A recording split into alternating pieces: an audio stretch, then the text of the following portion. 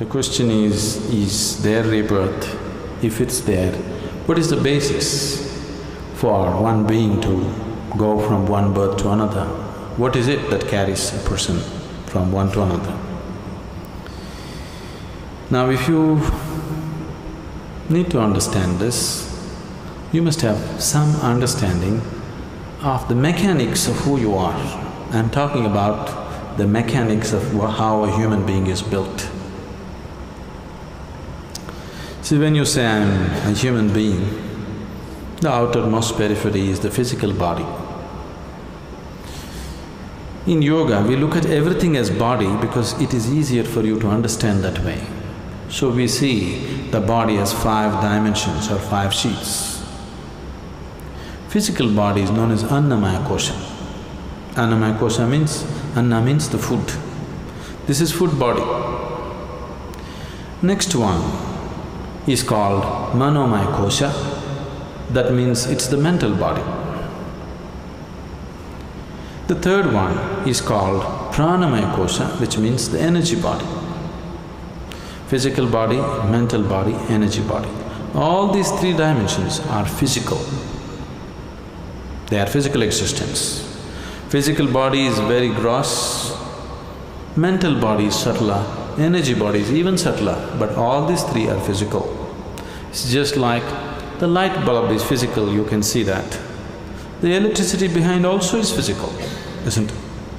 The wire that connects is also physical, the electrons that flow through the wire also are physical existence. So similarly, physical body, mental body, pranic body, all are physical dimensions of life. This physical dimension of life, both in all these 3 dimensions, carries the imprints of karma. On the body it is imprinted, on the mind it's imprinted, and on the energy it's imprinted. This karmic imprints or the karmic structure is what holds it together. Karma is the cement which holds you to the physical body. Karma is the bondage, at the same time it's only because of karmic stuff you can hold on to the body and be here. This is where spirituality seems to be difficult because if you try to take it away, it doesn't work. If you try to add, it doesn't work. You need to be just there. If you're just there, it's a moment. Now, the next 2 dimensions are called Vijnanamaya kosha and Anandamaya kosha. Vijnanamaya kosha is non-physical but related to the physical. It is like a transient state. Anandamaya kosha is completely non-physical. So, Vijnanamaya kosha and Anandamaya kosha means it's the bliss body. There is a bliss body inside which is 100% non-physical. It has no form of its own. Only if the energy body, the mental body and the physical body are in shape, it can hold the bliss body in shape. If these things are taken away, the bliss body will just become a part of the cosmos.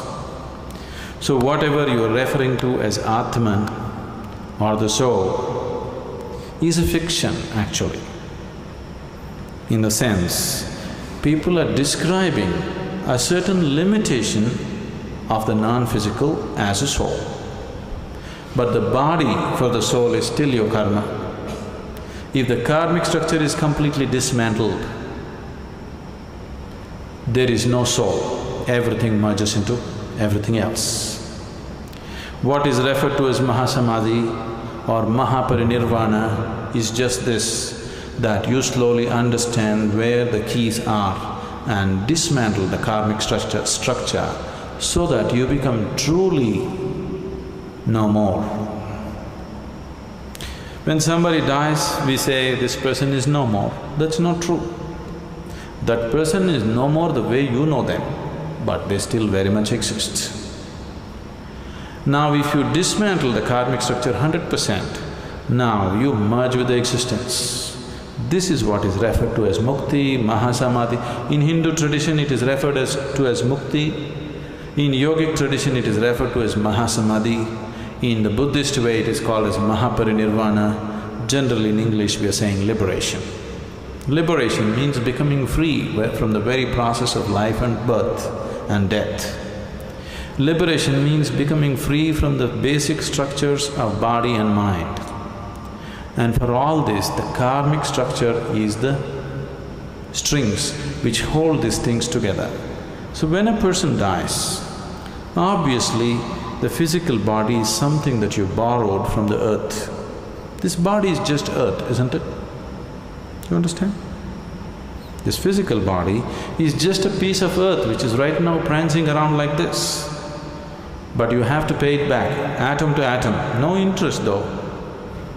But you have to pay back every atom. You won't be allowed to carry a single atom from this planet. Nobody has managed it.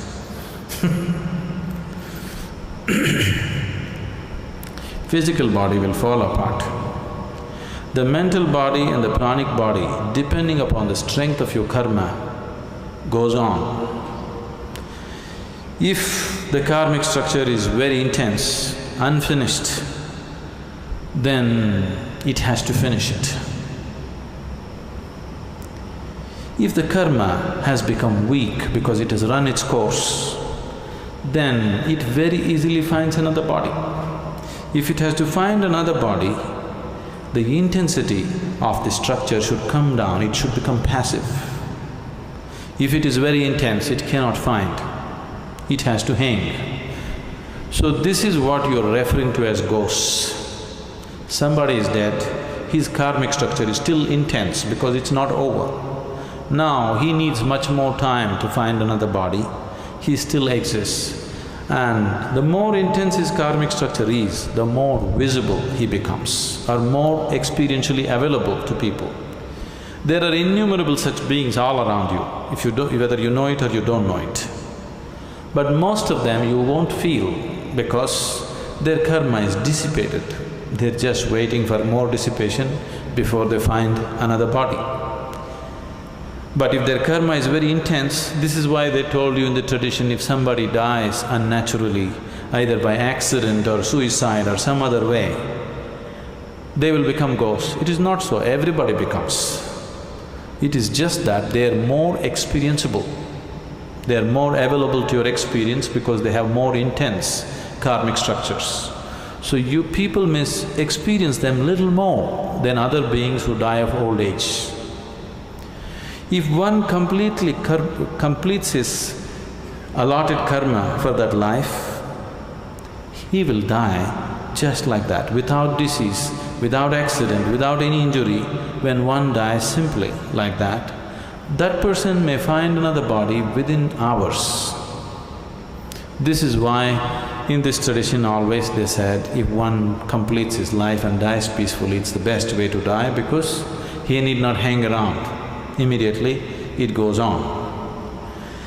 Now when you walk the spiritual path, the ultimate goal for every spiritual seeker is, he wants to break this whole process.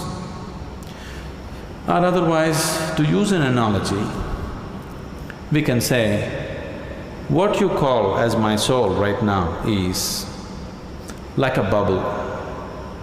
The outer periphery of the bubble is your karmic structure. Inside, there is air. Suppose you blow the bubble, you burst the bubble. Where is the air? Where is your air? There is no such thing as your air, it's become part of everything. So what you call as soul is fictitious because there is no such thing as your soul and my soul and somebody else's soul. Right now, this unboundedness is contained in the limited karmic structure. So it makes you believe as if this is a separate entity. If you take away the keys which hold the karmic structure, then it just collapses. So, this afterlife, next birth, don't believe all this nonsense. But right now if you sit here and just close your eyes, you can clearly see more than this body you are, isn't it?